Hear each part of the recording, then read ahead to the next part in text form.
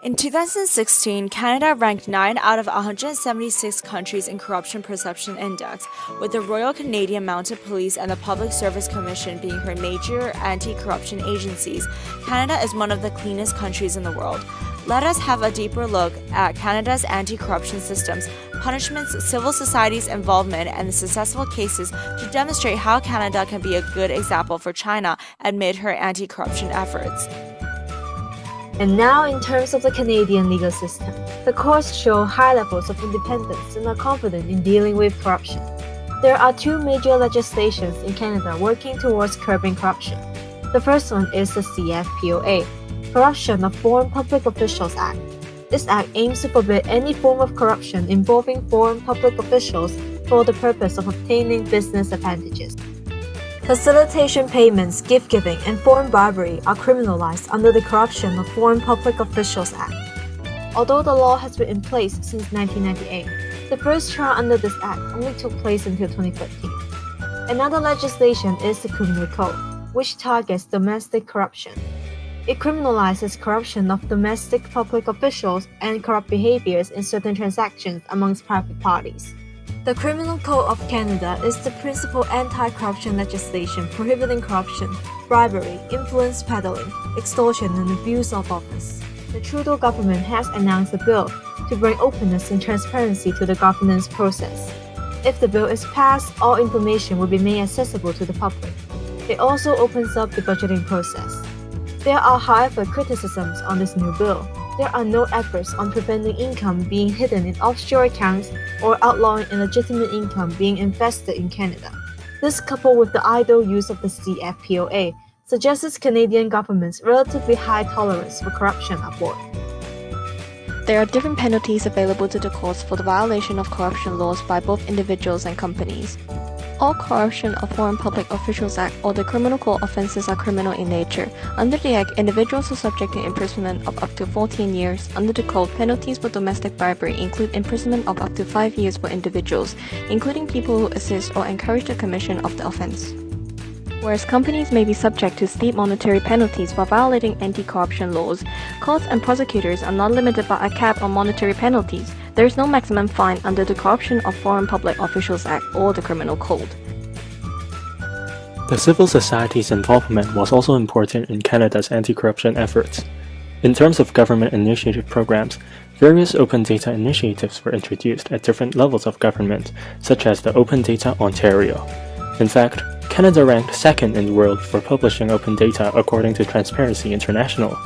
Government documents such as travel expenditures and election campaign contributions were published online. The public can monitor, report any wrongdoings with evidence, and hold officials accountable. Non-profit organizations were also active advocates. They raised awareness, produced research, as well as provided recommendations for laws. Transparency International Canada is a fitting example. Their recent research on beneficial ownership transparency brought about discussions in society.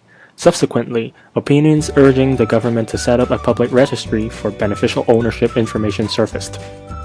By and large, civil society's anti-corruption efforts in Canada hinged on the continuous cooperation between the government, the NGOs, and the general public. Successful anti-corruption case study on Canada. Many successful enforcements of the CFPOA was able to reprimand corruption on individuals and business corporations. One significant example would be the Nico Resources case on June 2011. Nico Resources was a global oil and natural gas exploration production company, and it was found guilty to providing special goods and services for a Bangladesh State Minister of Energy and Mineral Resources in return for the influence for his position to ensure gas purchases and sales agreements from the Bangladesh government. Also to cover up a recent gas explosion from the company's gas field to settle compensation fees. Furthermore, it admitted to paying an $190,000 Toyota SUV Land Cruiser to the state minister in order to bribe his dealings with Nico. Additionally, they have also paid for his travel and accommodation expenses, valued to be $5,000 for his personal travels around Calgary, New York, and Chicago. It is also common in Canada for anti-corruption cases to be settled before trial through plea bargaining process.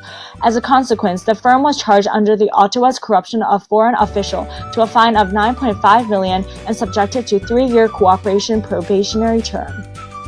Although no individuals were charged, the company needs to report to the RCMP Royal Canadian Mounted Police regularly for checkups, review its anti-corruption ethics annually, and conduct its compliance with Canada's anti-corruption legislation. Therefore, this case exemplifies Canada's recent movement to crack down overseas corruption, that even Canadian multinationals are not excused for investigation. Besides the CFPOA, Canada has a specific policy dealing with corruption and bribery within its extractive sector. Extractive sectors include any business activities that involves extraction of raw material from the earth, including mining, oil and gas extraction, quarrying, and dredging. It includes entities that are engaged in commercial development or such materials directly, through a subsidiary, or through other controlled entity. On December 16, 2014, the Extractive Sector Transparency Measures Act was enacted and it came into effect since June 1, 2015. The main purpose for this act is to increase the transparency of the extractive sector in Canada and to deter corruption in these sectors. The Act establishes reporting obligations regarding payments made by extractive sector companies to foreign and domestic governments, including Aboriginal governments. Companies need to report specified payments they make to government authorities.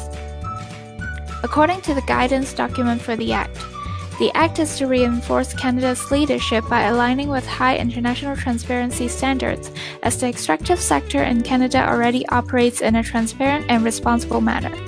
Given this alignment with reporting requirements in other jurisdictions, the Act provides a level playing field for companies operating domestically and abroad. Let's look at why should China learn from Canada in increasing its transparency of its extractive sector. According to the U.S. Country Reports for Human Rights Practice for 2016, it states how the mining industry, as it is mainly controlled by the state, is highly susceptible to fraud and bribery due to its non-transparency. In 2013, the Natural Resource Governance Institute stated that China's extractive sector lacks oversight and transparency.